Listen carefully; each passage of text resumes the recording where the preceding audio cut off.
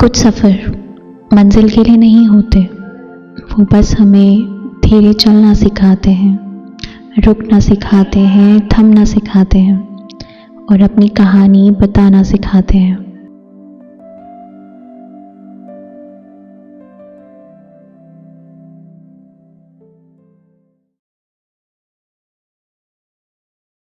Hello दोस्तों, welcome to my another blog. Hopefully आप सारे लोग अच्छे होंगे, खूब सारा एंजॉय कर रहे होंगे।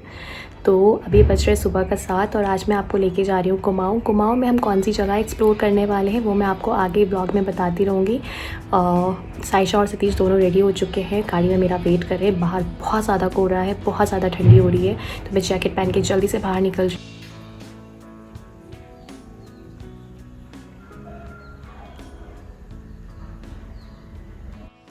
हमेशा की तरह गाड़ी रेडी है और हम भी निकल रहे हैं।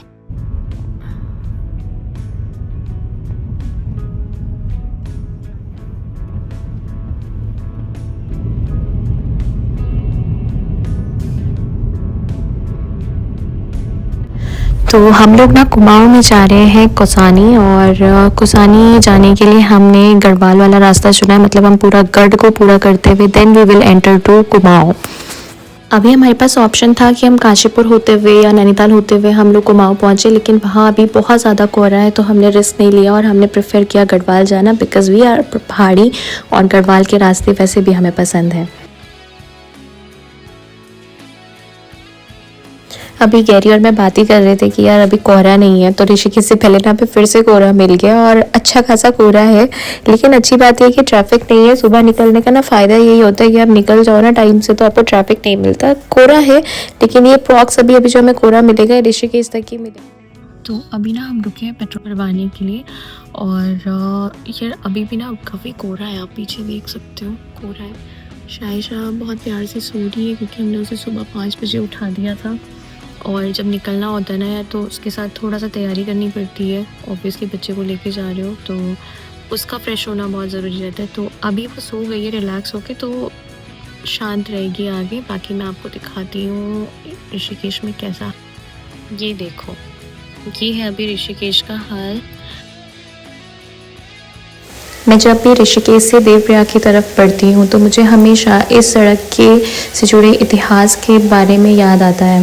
वो किस्सा जो हमें बताया नहीं जाता, वो किस्सा जो हमें सुनाया नहीं जाता।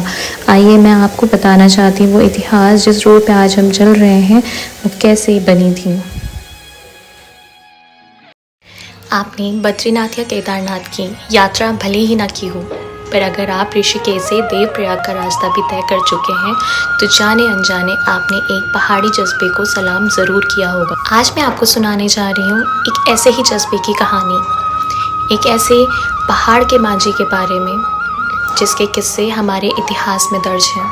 हमारे पहाड़ों में भी थे ऐसे ही एक मांझी तोता सिंह रांगड़ के नाम से, जो कि उत्तराखंड में प्रतापनगर के डौणिया गाँव के रहने वाले थे।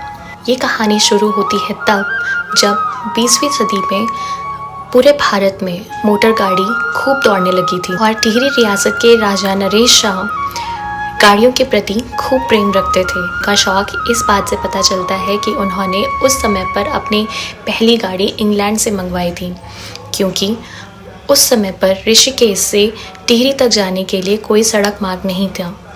फिर भी उन्होंने अपनी गाड़ी को अलग अलग पुर्जों में मंगवाया और टिहरी में उसको असेंबल करवाया। ये वही समय था जब राजा नरेश शाह ने ऋषिकेश से 16 किलोमीटर दूर नरेंद्र नगर की स्थापना की थी।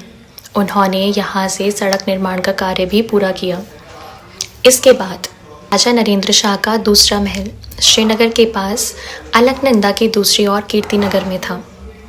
ऐसे में जब उन्हें वहाँ जाना होता तो उनको पैदल मार्ग का ही सहारा लेना पड़ता, लेकिन वहाँ पहुँचने के लिए उन्हें टिहरी से ज़्यादा वक्त लगता था।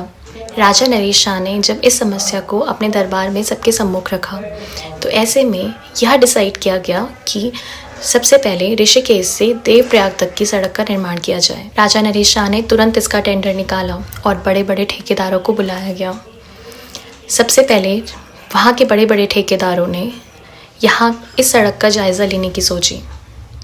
जैसे ही सारे ठेकेदार साकड़ीधार के पास तोता घाटी के पास आकर रुके वहाँ उनकी हिम्मत बोल पड़ी। ये कोई छोटी मोटी चट्टान नहीं थी, ये एक डोलोमाइट रॉक थी।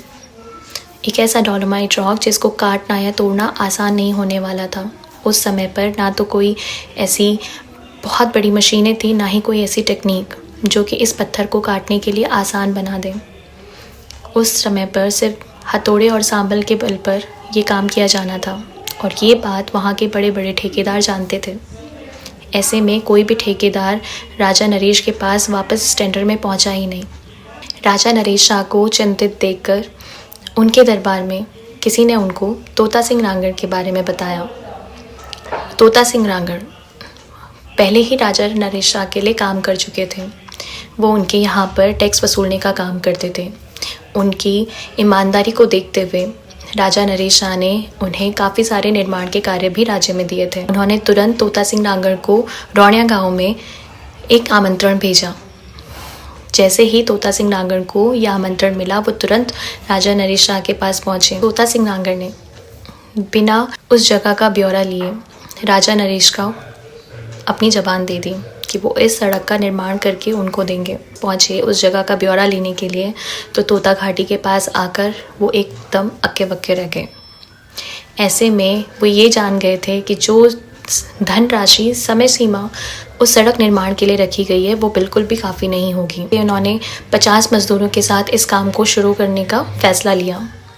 धीरे धीरे समय बीतता गया, खतरे सर पर मंडराने लगे और चुनौतियाँ नए तरीके से आगाज़ देने लगे।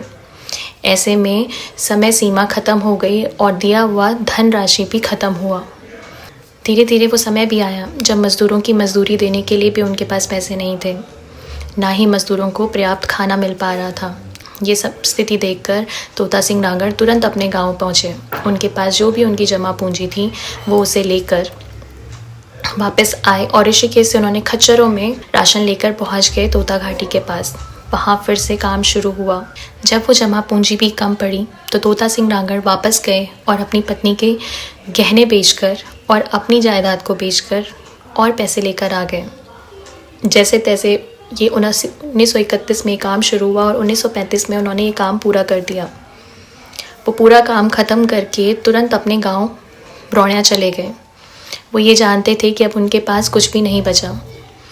जैसे ही राजा नरेश शाह को ये पता चला कि तोता सिंह नांगड़ इस काम को पूरा कर चुके हैं तो उन्होंने तोता सिंह नांगड़ को एक आमंत्रण भेजा। लेकिन तोता सिंह नांगड़ उस टाइम पे इस स्थिति में थे ही नहीं कि वो इस आमंत्रण की तरफ ध्यान भी दे पाते। वो अपने ठेकेदारी के काम में फिर से लग गए क्योंकि उन्हें वो कर्ज चुकाना था, उन्हें अपने परिवार की स्थिति को ठीक करना था। 2-3 बार के बुलावे के बाद तोता सिंह नांगड़ उनके दरबार में पहुँचे। तोता सिंह से नाराज़ होकर राजा नरेश शाह ने उनसे कहा कि अरे भाई, आप तो लाट साहब बन गए। ऐसे में राजा नरेश शाह से तोता सिंह नांगड़ ने माफ़ी मांगी। बदले में राजा नरेश शाह ने उनको 50,000 रुपये धनराशि भी प्रदान की और साथ में तोता घाटी का नाम तोता सिंह नांगड़ के नाम पर रख दिया। तोता सिंह नांगड़ ने वहाँ से वापस अपने गांव जाने की अनुमति ली। तोता सिंह नांगड़ से पहले पूरे प्रतापनगर ब्लॉक में ये बात फैल चुकी थी कि राजा नरेश शाह ने उनको लाट साहब बुलाया है और इसी नाम से आगे से तोता सिंह नांगड़ को बुलाया जाने लगा। सोचिए, तोता सिंह नांगड़ ने सिर्फ 50 मज़दूरों के साथ हथौड़े और सांबल के बल पर ये पूरी घाटी को एक सड़क में बदल दिया। ये आसान नहीं रहा होगा, ना ही उनके लिए, ना ही उन 50 मज़दूरों के लिए। ये सिर्फ एक तोता सिंह नांगड़ की कहानी नहीं, उन 50 मज़दूरों के जज्बे की कहानी भी है। तो आप मुझे बताइएगा, क्या आपको तोता घाटी की ये कहानी पता थी या आपको कोई दूसरा किस्सा पता था? और कमेंट में लिखिएगा कि क्या आप हमारे गढ़वाल के मांझी यानी लाट साहब को जानते थे। तो आगे बढ़ते हैं हमारे ब्लॉग की तरफ। और सायशा अभी बहुत प्यार से सो रही है, गैरी ड्राइव कर रहे हैं और मैं बीच बीच में वीडियोस बनाती जा रही हूँ आप लोगों के लिए। तो अभी हम पहुँच गए हैं कीर्ति नगर और 11 बज रहे हैं। बीच बीच में हम रुकते हुए भी आ रहे हैं, लेकिन अब ना नेक्स्ट स्टॉप हम करेंगे अपना श्रीनगर में।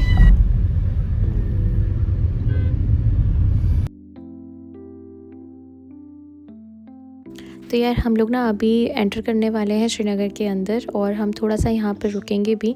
तो ये ब्लॉग हम कर रहे हैं यहीं पे ख़त्म कीर्ति नगर में, और नेक्स्ट ब्लॉग अपना शुरू होगा श्रीनगर से। और बने रहिएगा, नेक्स्ट ब्लॉग में भी ऐसे ही कुछ ऐसे फैक्ट्स लेकर आएंगे, ऐसी हिस्ट्री कुछ एक नई जगह के बारे में आपको आगे बताते रहेंगे। तो मिलते हैं नेक्स्ट ब्लॉग में। Thank you so much for watching this blog. Bye bye, take care.